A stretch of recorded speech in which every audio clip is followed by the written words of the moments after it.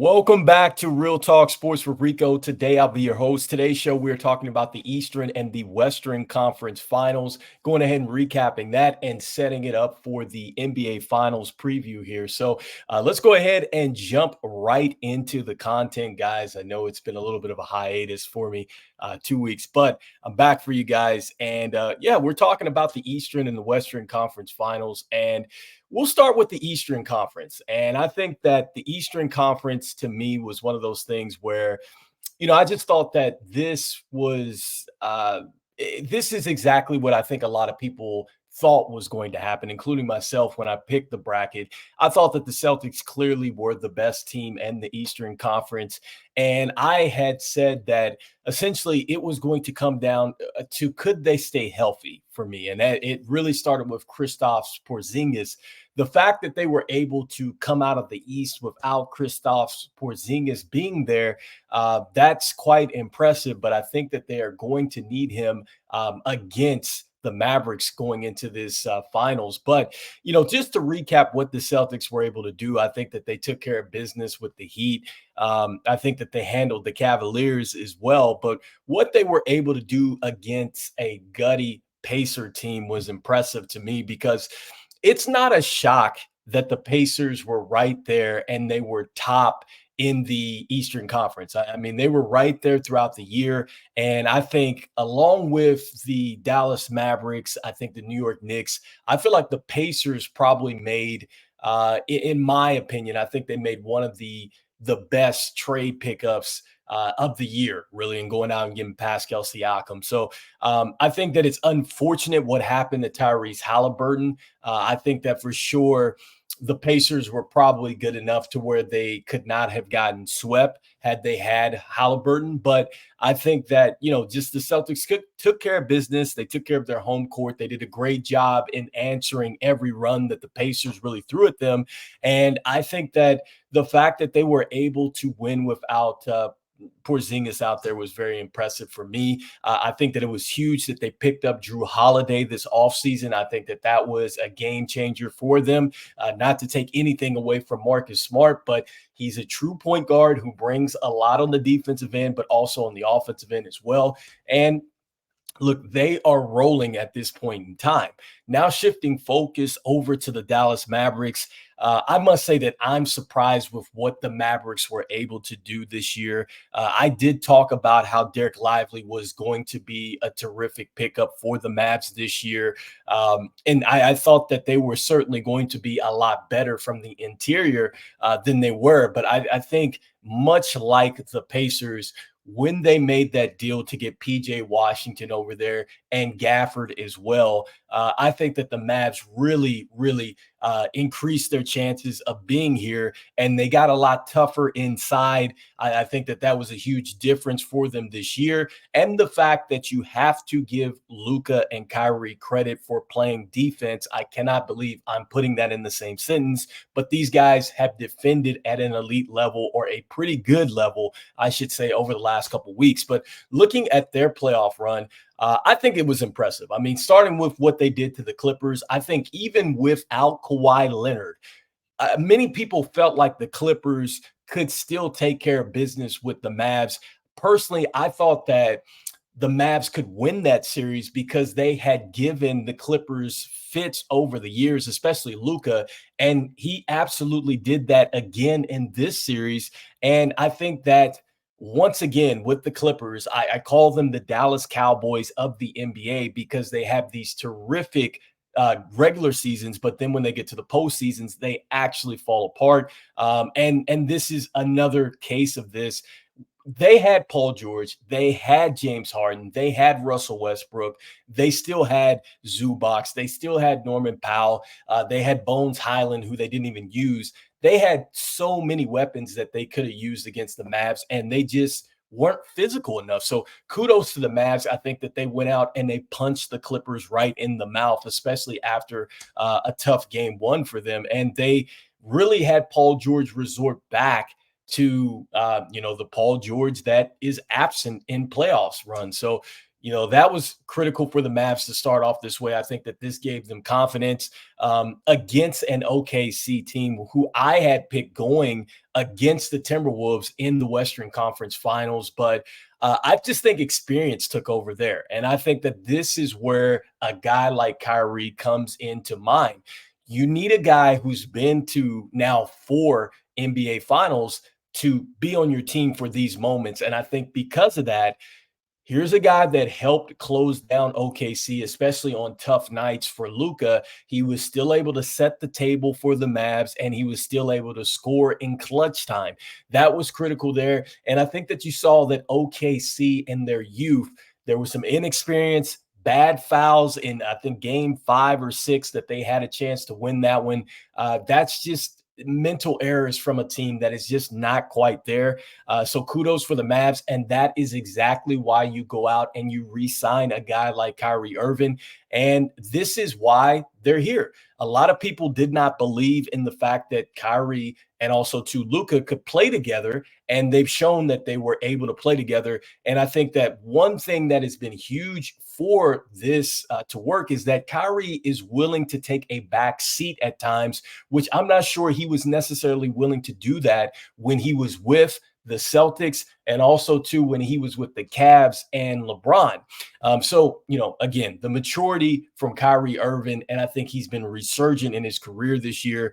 And I think that because of his mentality, it has really trickled down to the Mavs. Now, this leads to the last series against the Timberwolves. I thought that the Timberwolves were going to give them a little bit more run than what they gave them this time around. But by this time, I was believing that the Mavs were going to win this series.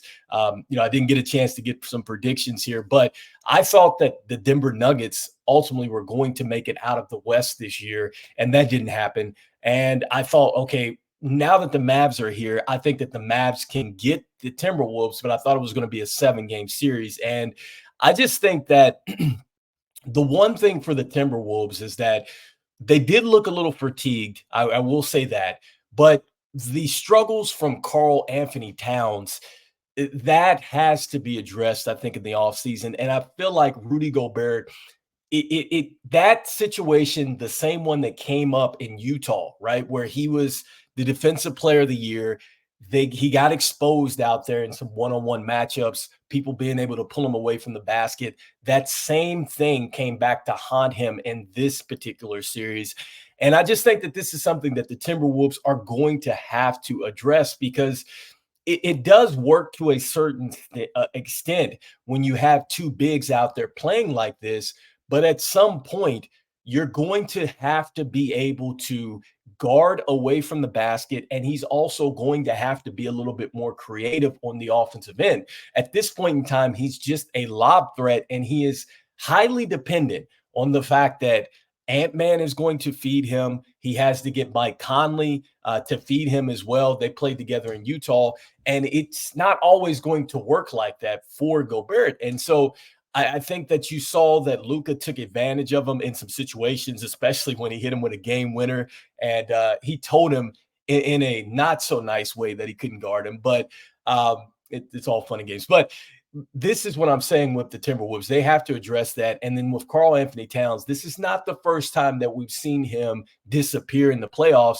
I think that he was shooting terrible at home, which was a surprise to me because usually when you're playing at home, you're usually playing a lot better. You're more comfortable. You're sleeping in your own bed, all those things like that. But he had just a really a terrible series really throughout the playoffs at home. So, and I think that there was a stat that said that every time he scored 18 plus, I think that they had like a tremendous winning record. And, kudos to the Mavs because they took away Karl Anthony Towns. And I think because of that, that's where you started to see the wall being put up on Anthony Edwards. They frustrated them. And I just don't know if the Timberwolves ever really came out and punched the Mavs in the mouth like they should have. Like, I was so impressed with what they were able to do against Denver. I agree with Charles Barkley on Inside the NBA TNT. that might have been some of the best defense that I have ever seen from a team defensive standpoint with what they were able to do with the Joker, with Murray as well. The way that they were able to take them away, I haven't seen a team take away them. I don't know if I've ever seen that. And, that's way back, including when they started to build when they were in the bubble. I've never seen Murray and the Joker be neutralized like that. So that might have been some of the best defense that I've ever seen. And then you thought that would carry over to this series, and it did not happen. And I just think that Luka took advantage of a lot of matchups that I'm just talking about with the Gobert and the situations like that on the switches. I think Kyrie was terrific as far as taking them home. And PJ Washington, Gafford, Lively, they absolutely beat the Timberwolves up inside all series long, which leads us now to the NBA Finals. And initially, what I'm saying is, as far as the predicament, I like the Mavs in this one. Don't get me wrong. I love the Celtics. The Celtics, TD Banks is a terrific arena to be in. I've had the pleasure of being there, watching them when they had Ray Allen, when they had Kevin Garnett, when they had Paul Pierce, and that was the year that they eventually went on to beat the Lakers and win the NBA Finals. But I just think that the Mavs are clicking at the right time, and it's something about this roster that reminds me a lot of what they had in 2011. And they usually say that the players are an extension of the head coach. And I'm thinking about when Jason Kidd was on that 2011 team, who is the head coach of the Mavs now. He had Brendan Haywood. He had Tyson Chandler, right? He had Dirk Nowitzki, who is a power forward that, in a lot of ways could play the center because he was 7 foot. But this team is probably the biggest Dallas team that they've had and the most physical team that they've had in quite some time. And the guard play is absolutely dynamic between Luka and Kyrie. And I just think that as much as we criticize Kyrie and we criticize Luka, they've gotten better defensively, and defense is not all about just on-ball defense. I think that they've gotten terrific with being in spots. I think that they've gotten in a great position as far as playing the passing lanes. And I think that they've been able to gamble a little bit more individually, right? Because they have Gafford, they have Lively back there, they've got Kleba back there. All right. So they've got some bigs that can hide some of the mistakes that they have out there. And I feel like this is probably the freest basketball that I have seen Luka play in quite some time. I think I remember an interview after it's one of the games against OKC. And I mean, I think the crowd was giving it to him, everything else. And he was telling the reporter, like, hey, I know that they're being critical about me defensively, and I've heard the noise about that, but who cares? At the end of the day, I'm just going to come out here and I'm going to hoop. And it's that mentality that I think that the Mavs have. They've been absolutely free this NBA playoffs. And I just think that there's more pressure to me on the Celtics than it is the Mavs. Okay, this is the Celtics, this is their second time getting here. Okay. And the one thing that I think that the Celtics are going to have an issue with is the height of the Mavs. They've traded off Robert Williams. They traded off Grant Williams. Kristaps Porzingis is now hurt. He's coming in off a calf injury, which is a very tricky injury. Remember, Kevin Durant, back when he was playing for Golden State, he had a calf strain, which turned into an Achilles tear. So you have to be very careful with the calf, because the calf is something that it can feel good. You're running up and down the court, and then it hits you, and it's usually worser than when the injury first occurred. So I hope this doesn't happen to Porzingis, but it scares me that Porzingis has had an injury history. Al Horford has had to play some major minutes in order for the Celtics to get here. Okay, he's an older player at this point in time, and he's not necessarily the player that is going to be a back to the basket type of player.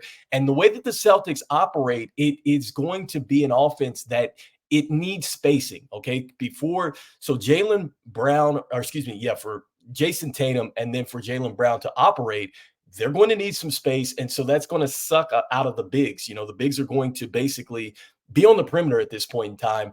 And so it's like you're going to have to, at some point, I think, draw fouls on Lively and Gafford and get those guys in foul trouble. And I'm not sure that the Celtics have any bigs that are going to put enough pressure on them on the defensive end.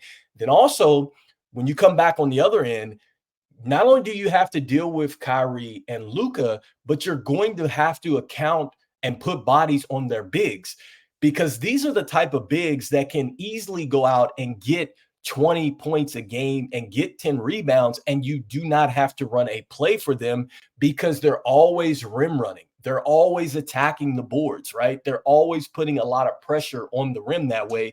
And I'm not sure that the Celtics are going to be able to answer that. All right.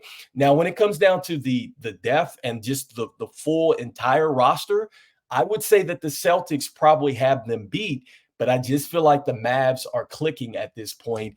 And I think that this is going to be a 7-game series, at least 6. But I like the Mavs to win this thing. And I think it's going to be a gutsy series, but the Mavs just remind me a lot of what they had in 2011.